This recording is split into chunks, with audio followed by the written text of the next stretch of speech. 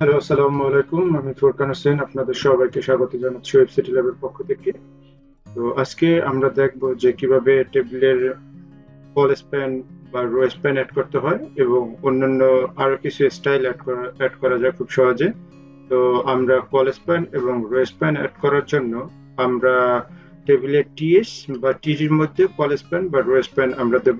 তো যেহেতু আমরা এখানে টিএস মানে টেবিল হেডিং এর মধ্যে আমরা কল স্প্যান অ্যাড করতে চাই, সেজন্য আমরা প্রথমেই লিখবো কল স্প্যান। তো কল স্প্যান লেখার পরে আমরা দেখবো যে এখানে কয়টা কলামের মধ্যে আমাদেরকে কল স্প্যান দিতে হবে। যদি আমরা টু কলামের মধ্যে কল স্প্যান অ্যাড করি, কল স্প্যান মানে হলো যে দুইটা কলামকে মার্জ করে দেওয়া।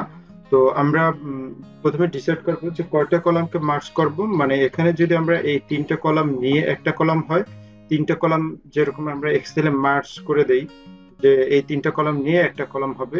আর এক্সেলে যে জানেন যে আপনারা এরকম মার্জ করার সিস্টেম আছে। এভাবে যদি আমরা মার্জ করে দিতে চাই তিনটা কলাম বা দুইটা কলাম, তাহলে যে কয়টা আমি মার্জ করতে চাবো সেই কয়টা call span to call span three এরকম লিখতে হবে। তো আমরা যেহেতু দুইটা কলামকে কল স্প্যান করতে চাই, তো সেজন্য আমরা এখানে টু দিলাম। টু দেওয়ার পরে এখানে কিন্তু এই যে দুইটা কলাম কিন্তু এখন আলাদা দুইটা কলাম তৈরি হয়ে গেছে, এবং এখানে যেহেতু আমাদের এই নেম দুইটা কলাম নিয়ে হবে এবং ফার্স্ট নেম লাস্ট নেম এরকমের, আর এই পাশের কন্টেন্ট গুলো আগের ক্লাসে যেরকমের ছিল, সেই জন্য এইখানে এই কন্টেন্টের সাথে কিন্তু এখন বর্তমানে ম্যাচিং নাই। সেজন্য আমাদেরকে এখানে আর একটা টিডি বাড়িয়ে নিতে হবে। আর সেই টিডির মধ্যে আমরা লিখবো যে রহিম। আমরা এখানে লাস্ট নেম খান দিতে পারি। তাহলে যখন আমরা এখানে রহিম খান দিলাম, এটা কিন্তু এই যে রহিম ফার্স্ট নেম, এটা লাস্ট নেম চলে গেল। তো এরকমের সবগুলোতেই আমরা যদি একটা করে টিডি বাড়িয়ে নেই, আর এখানেও একটা টিডি বাড়বে, আর এটার মধ্যেও একটা টিডি, নতুন একটা টিডি অ্যাড করতে হবে। তো এভাবে আমরা যদি এভাবে করে একটা কলামকে একটা কলামকে কল স্প্যান করে দুইটা কলাম করে নেই, মার্জ করে দুইটা কলাম, তাহলে কিন্তু আমরা খুব সহজেই এই একটা কলামের মধ্যেই দুইটা কলাম আমরা কন্টেন্ট পরবর্তীতে দিতে পারবো কল স্প্যান করে। আর আমরা যদি রো স্প্যান করতে চাই, তাহলে যেমন এইখানে একটা রো নেব এবং এই পাশে সেই রো এর এগেনস্টে তিনটা ডাটা থাকবে। এরকমটা যদি আমরা করতে চাই, তাহলে রো আমাদেরকে প্রথমে লিখতে হবে যে রো স্প্যান। আমি অলরেডি এই কোডটুকু করে ফেলেছি, তো সেইটুকু আমাদেরকে এখান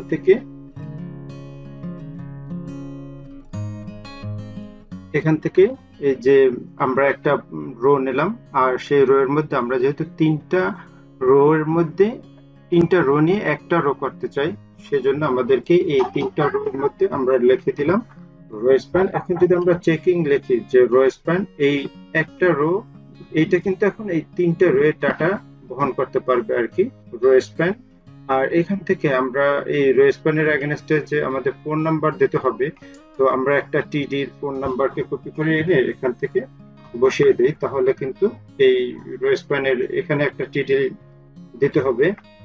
তো আমরা এখানে একটা টিডি দিলাম, এটার মধ্যেও একটা হবে ফোন নাম্বার, আর এটার মধ্যেও একটা হবে ফোন নাম্বার। তো এরকমের আমরা এভাবে করে একটা রো এর মধ্যে একটা এইটাকে তিনটা রো করে দিলাম। আর এই বাকিগুলো কিন্তু এই বাকি তিনটা রো এর ডাটা এভাবে করে এই রো স্প্যানের এগেনস্টে কিন্তু পড়েছে। এভাবে আমরা কল স্প্যান এবং রো স্প্যান অ্যাড করতে পারি। তো কল স্প্যান অ্যাড করার জন্য আপনাকে প্রথমে ডিসাইড করতে হবে যে কয়টা কলামকে আপনি মার্জ করবেন, আর রো স্প্যান করার জন্য আপনাকে প্রথমে ডিসাইড করতে হবে যে আপনি কয়টা রো রো নিয়ে একটা মার্জ করবেন। তো আমরা এখানে তিনটা রো নিয়ে একটা মার্জ করেছি, আর এখানে আমরা দুইটা রো নিয়ে একটা কলামকে মার্জ করেছি। এভাবে করে কল স্প্যান এবং রো স্প্যান আপনারা অ্যাড করতে পারেন। আর এই কন্টেন্টের মধ্যে যদি আমি চাই যে একটু হোভার ইফেক্ট দেবো অথবা পেয়ারিং দেবো, যে কোনো ধরনের স্টাইলিং অ্যাড করবো, যেহেতু আমি টিয়ার এর মধ্যে হোভার ইফেক্ট দিতে চাই, সেজন্য আমি প্রথমে লিখবো টিয়ার, দেন এটা হোভার করলে এই ইফেক্টটা হবে, সেজন্য এরকম ক্লোন দিয়ে লিখতে হবে হোভার। আর হোভার লেখার পর এখানে ব্যাকগ্রাউন্ড কালার আমরা যেটা দেব, সেটাই কিন্তু এই হোভার ইফেক্টের মধ্যে এখন শো হচ্ছে। আমরা এখানে যদি অন্য কোনো হোভার ইফেক্টের কালার দিতে চাই, তাহলে কিন্তু সেই কালারটাও এখানে শো করবে। আমরা যেটা দেবো এখানে, সেটাই কিন্তু হোভার ইফেক্টে শো করবে। আর যখন আমরা হোভার করতেছি, তখন এই কন্টেন্টের টেক্সট গুলো কিন্তু এখন অত একটা ভিজিবল না, এটা এখন কালো আর হোভার ইফেক্টটা আমাদের মোটামুটি কালো, সেজন্য কিন্তু দেখা যায় না কত একটা। তো আমরা যদি এর কালারকে বলে দিই যে কালার হবে, হোভার ইফেক্ট যখন করবে তখন কালার হবে হোয়াইট। তো সেটা করার জন্য আমরা যদি এখন সেভ করি এবং যখন হোভার ইফেক্ট করবে তখন কিন্তু টেক্সটের কালারটা হোয়াইট হয়ে যাচ্ছে। তো আমরা এটাকে যদি একদম ডার্ক ব্ল্যাক করি তাহলে কিন্তু দেখতে আরো জিনিসটা ক্লিয়ার হবে।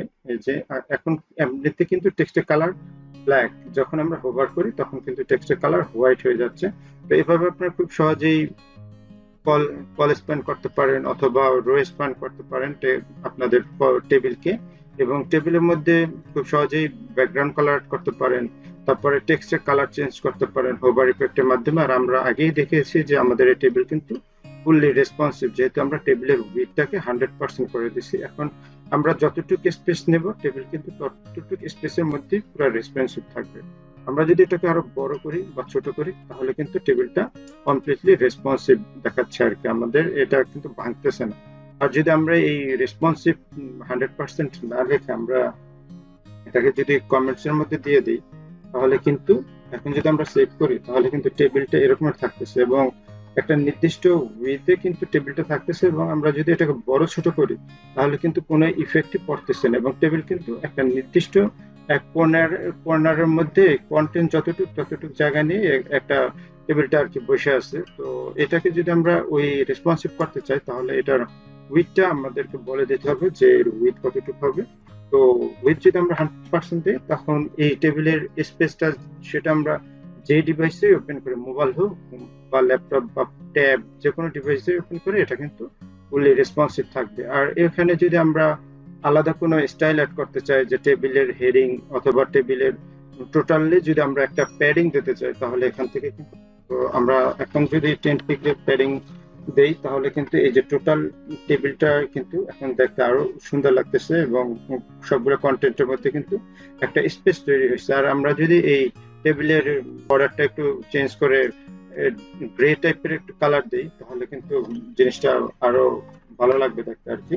এভাবে আমরা আমাদের মতো করে টেবিল তৈরি করতে পারি, এবং এই টেবিলের যদি আরো অনেক কাস্টমাইজেশন অ্যাড করতে চান তাহলে অ্যাড করতে পারেন খুব সহজেই সিএসএস এর মাধ্যমে।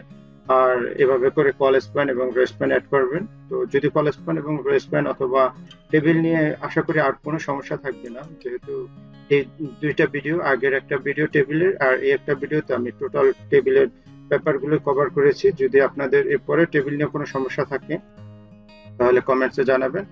আর এরপরে আমরা যে অ্যাডভান্স লেভেলের এইচটিএমএল এর ভিডিও নিয়ে নিয়ে আসবো ওইগুলো দেখবেন আশা করি, এবং সাবস্ক্রাইব করে চ্যানেলটি যে নেক্সট আপডেট ভিডিওগুলো আসবে সেগুলোর জন্য সাবস্ক্রাইব করে সাথে থাকবেন। সবাইকে ধন্যবাদ।